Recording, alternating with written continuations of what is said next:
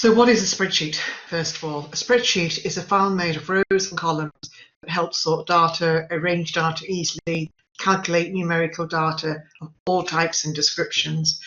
And basically, what makes a spreadsheet software program unique is its ability to calculate variables using mathematical formulas and data in cells. And it really is exceptionally helpful in business all the way throughout. When our third years come back from placement, they're actually asked several questions. And one of them is, what types of software did you find you were working with most days of the week? And without fault, Excel is one of them. In fact, it's the top one at all times. And they're just so pleased that they got a good grounding and spent time getting to know Excel. So this particular course is just really the basics, all right? Nothing to be afraid of. It's the basics. It's the type of things that you will actually face day on, day in, and that's why I've chosen what we're doing within the course, because it's a very short, snappy few sessions to get to know it. Okay, so we're looking at the spreadsheet here, so I'm just going to increase this slightly so you can see better what I'm talking about. So you have columns and you have rows. And everywhere where a column meets a row is referred to as a cell. And every single cell on a spreadsheet, in a workbook has its own unique name throughout all.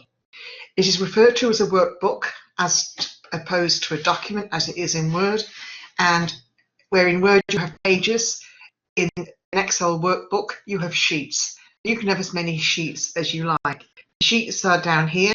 It's simply called sheet 1 right now. If you want another one, you simply hit the plus symbol. That gives you the next sheet and the next sheet. You might notice that my sheets come up without grid lines. I don't know why. I've tried many different ways to stop it from happening, but I know when I get a new sheet, I have to go to and turn on the grid lines. Again, that's mine. You may not have that same problem, but if you do, you now know how to deal with it. So down here again are the two sheets, and to name a sheet, which I think is really important, very important, because if you have numerous sheets, how are you going to know what's on each sheet? So I'm going to point at sheet 1, I'm going to double click, I'm just simply going to call this basics. And to come out of the naming area, just click anywhere at all into the grids and you're back out. Again, you have all your ribbons up here, okay? You've got your home, your insert, your drawer, your page layout, etc. Please don't get concerned. You're going to end up using maybe 10% of everything. You are not going to use everything because it's impossible to do so. And I'm going to focus on the things that you actually do need to know. Now, at any time, and sometimes this can happen, and this applies across the board to ribbons, sometimes you might accidentally click something, and I'm just going to do it purposely right here, and this will happen. And you might only get words, you can't see the ribbons. The only way you'll see the ribbons is if you hover and click, the ribbon will pop down. But the minute you leave it, the ribbon will just simply disappear again. I prefer to see the ribbon at all times. So when I have the ribbon down, I go to the far end, I see the little pin, click on it, that means my ribbons will stay put. So just so that you understand. Again, it happens now and again, but now you know why and how to correct it. Okay, so when I'm in a cell, I always refer to the cell B2, never to B. Another phraseology I use is go to the top, go on the top of the cell. And what I mean by that is this, and I'm just going to type my name in here for one moment so that you understand. So if Kathleen is in there, and I say go on top of Kathleen, this is what I mean. This is not what I mean, not to the top. That is not what I mean. I mean on the top. So it's just a phraseology that I use. So just to be aware of that, okay? Again, this is used for numerous reasons, and we're going to just do a few now and see how you get to grips with it, basically. So before I kick off, I'm going to save this workbook into my folder area. I'm going to say File, Save As, and I've been told to call this Introduction. So I'm going to go to Browse. I'm going to go to my NUI folder. Okay, I'm not in the desktop, that's why I can't see it. So I'm going to go to my NUI folder, NUI Work. In here, again, I've got two folders situated that house the files that I need. I'm just going to leave it in here for the moment, and I'm going to call this Introduction. And save. So I now have named my workbook and I have named my sheets. Now the one thing to know here is this. Anytime it's actually saved is when you save the workbook. If you simply put a name on the sheet, that has got nothing to do with saving. All you're doing is naming the sheet. So remember, periodically, more often than not, please click on the save. The first time, obviously, we named it. The second time, you can do in all the different ways I told you about in Word. That is by clicking on the save icon up here, Control+S, or File and Save. Any one of the three, really important to do it consistently, guys, all right? So here we are in the Excel. So first of all, I'm going to put a number in here. So I'm going to put 1 in and enter. And beside it, I'm going to put text in and enter. Now what you're going to see here is this. Whenever you put numbers in, numbers automatically go to the right. Text automatically goes to the left. You can change that at any stage that you like by using your common alignment tools here. You might notice you've got 6 of them now, as opposed to 4 of them. So experiment with what they mean. And the only way you're going to see how some of them work is I'm going to heighten this row here. Now I can do this in one of 2 ways. First of all, I can go into the grey area and get the 2-way arrow between row 2 and row 3. Click and hold and pull it down. Or B, I'll just make that smaller. Or B, go on top of row 2 in the grey area on the actual number 2 itself. Right click, go to row height and specify what you want. And I'm going to say, give me 25. Now, the reason I'm doing this is that when I use all 6, you can see what happens. So I'm just going to highlight the 2 of them to begin with, and I'm just going to click on left. And left is left, center is center, right is right. Okay, so there's no big difference. However, if you leave it right and click on center on the top row, what it's done now is it's centered it to the right in the middle of the cell. And no matter how big I make that cell now, it's going to be nicely situated in the middle. I just think it helps overall with the look, the presentation. Again, if I wanted them in the center, there it is there. It might take 1 or 2 clicks, but you get the gist. Okay, so what I want to do now is start identifying the looks of the cursor. There's 3 of them that I need to identify to you. The first one is the white cross, which is what you're seeing right now, and that is basically to select the cell area. Or if you go into a cell, click and hold and drag, that is your way of highlighting the area. The first cell wherever you start will remain white. Is it included? Absolutely. You know what's included by the border going around the outside, right? So no matter where you start, that's where the white cell is going to be. But yes, it is included. That's the white cross. Okay, the second look of the mouse is the moving mouse. So I'm just going to highlight these 2 for one moment, and I'm going to come to the outer edge, and you see the 4-way arrow. So I'm going to click and hold that now, and that allows me to move. So it's the moving cursor, the moving aspect. So that's the second one. And I'm going to get to the third one very quickly. If I want to get rid of everything that's in the cell and get rid of all the formatting very quickly, I just highlight everything I might have done something to. I will come up here to clear. And what I'm going to do here is I'm going to click on this and say clear all. And I'll give you an example later on as to why that one is pretty important to know. Yes, of course, you can just press the delete key and it'll go. But sometimes you might just want to clear it a little bit better. And like I said, I am going to give you an example later on. So just make that much for muchness to all of them. And there we are.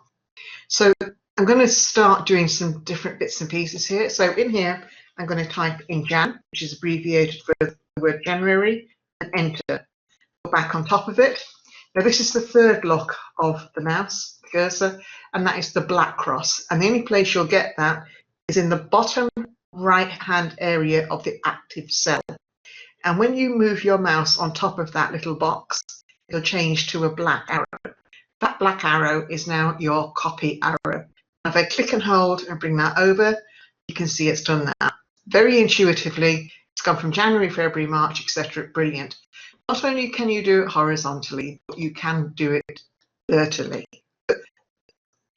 said that wrong. Vertically. All right, so you can do it horizontally, vertically. You can start from whatever month you want. It's entirely up to you. Just one word of warning, if you start from May, for instance, and I go on down, you'll see you get the full spelling of the month. Why? Because May is both the short and the long term. And Excel says, okay, I'll take a bet on this and I'll go for the long one. That's fine. So if you do want it to be long, but you are starting in May, unfortunately, you're going to have to start typing May. You're going to have to type June in as well. Right, go on top of June and off you go then. And it'll work out for you. I'm just going to delete that. Now, in relation to other things, for instance, I'm going to put in WK space 1 and enter. That's week 1. Again, if I click on here, get my black copy cross and go over, you see it's intuitively added 1, 2, 3, 4, 5, etc. People often say to me, how often does that work? I say back to them, try it, works, it does. If not, you haven't lost anything. And it works with an awful lot of things. Another intuitive one it can do is the quarter. And whether you use the Q, QTR, or the full word quarter, it works with all of them, right? So I'm going to simply say QTR. Whoops, that's not quite right to spell. QTR space 1 and enter. Back on top of it. Off I go and over I go. And as you can see, it really is neat. It goes from 1 to 4. All right. So it's very intuitive, this, and this is an inbuilt function of Excel. It can save a lot of time. Okay, so I'm going to highlight all of that, and I'm just going to press the delete key. Now I want to do series filling. Right, so if I have 1 here, sorry, I went the wrong way, and I'm going to do 5 actually, 5 and 10. The next one should be 15. There's a difference between 5 and 10 is 5. If you put the first 2 numbers in there in the consecutive cells, then highlight both the cells, get your black copy cross and off you go. You can see it's done all the filling for you. And you can do it with, and again, this really comes in handy, for instance, even some of the maybe places you might go, you have check numbers, batch numbers, product numbers, client numbers, you name it, it could be lots of different things. So for argument's sake, if I had a check number here, or whatever type of number it is, so I'll put in 12588. And the next one would be 12589. Could you imagine having to do this manually for maybe even 20 or 50 or even sometimes a few hundred? Absolute nightmare, because being humans, we will make error. So I'm going to highlight these 2 together. The difference is just simply 1, and off I go. And I can go on as long as I want. And it's absolutely brilliant in that way. The other thing I could do is actually I could do dates. So I could do the 5th of the 11th, 5/11, enter. It automatically recognizes the forward stroke as to put this into a date format. I'm going to put in the 12th of the 11th, and that would be one Thursday to the next Thursday. I highlight these 2, get my black copy cross, and over I go. So I've got weekly slots going in there now. All right, so just please remember that I put the dates in column E, and I'm going to just highlight all of these, and I'm just simply going to press the ordinary delete key. So I'm back in here, and this is where a date was. And I'm just going to put in number 12. Number 12 by itself, nothing else. While it's done, it's going to put the 12th of January in there. I think it selects January because I don't put in any month situation. So it just assumes the first of the month. Now, that has happened literally because the last thing in this cell was a date. And that's what I mean about being very careful about how you delete things. There are certain formats in cells. So if I had gone here and highlighted all this like I did before, but actually went here to clear all. Let's go back to exactly the same cell now and type in 12. You see 12 will be 12. And that's what I mean by sometimes you might want to use the clear all or formatting. It's not always, but sometimes, especially if you know that you've typed one thing in and you were expecting something, but something else happens. I would strongly say to you, it's the format of the cell you need to look at.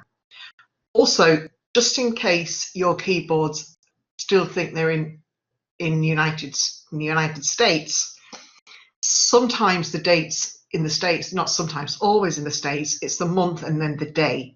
So if you actually go put in 1/11 and you get up the 11th of February, you know that you've got your keyboard is in state function. So that's fine. You can go change it on your system, by all means, and I certainly would. But if you don't, then that's fine too. Just remember when you input your dates, the way you have to input them. All right, so just to be aware of that. All right. So with all that said and done, I'm just going to get rid of that, and I'm going to do a small exercise that's on page 5 now. So I'm going to click into January. I'm going to put in Jan, go back, click on top of it, and take it over to F, and there we have that. I'm going to come in here. I'm going to put in week 1, back over here, click over I go, and down to here. I'm going to put in quarter 1, back on top of it, get my black copy across, and over I go. Okay, so I have that done. I'm now going to center all of these. So I'm going to highlight from the first to the last. I'm going to click on center. And I'm just simply going to start using some of these up here. And all of this up here is exactly the same as in Word. So I don't need to describe them to you or tell you how to do them. They're the same. So once you learn them in any piece of software, they are the same. All right? So I'm going to highlight just these now, and I'm going to change them to a nice different color. I'm going to maybe bold them, and I'm going to make them maybe size 14. Again, I'm just showing you it all works in exactly the same way. I'm going to highlight all of these now. I'm going to change the background color, which is this one here, and I'm going to change them to a nice light blue, I think, and I'm going to bold them as well. I'm going to take quarter 1, 2, 3, 4. I'm going to bold them and leave them alone. Now I'm going to move everything from the place it is so that it starts in C3. So I'm going to highlight from A1 all the way through to quarter 2. And I'm going to take it now to the outside. And you can see now I've nearly used all of my 3 ways of the cursor that I showed you. Here is the 4-way arrow. Click and hold. And I'm just dragging it. I call it a ghost outline. And what I'm looking for is, if you look in the dialog box directly beneath where the arrow head is now, you'll see B2, G2. I want it to start at C3, so it's beginning at C3 now. Not only can I see it there, but obviously I can see it visually. I'm going to let go. That's grand. Now the last thing I'm going to do here is I'm going to put a border around the whole of the outside, just like we could do in Word. And again, I'm not going to unhighlight it to re-highlight it. So I'm going to go here to borders. I'm going to open this up. I'm going to put a thick outside border on it, and off I go. I seldom use borders on spreadsheets unless I want to draw attention to something, and I wanted to draw attention to this. Now, to see that on a print, I would just simply go to File, to Print, and that's going to show you what it would like if it was on a piece of paper. Let's go back, and that's basics.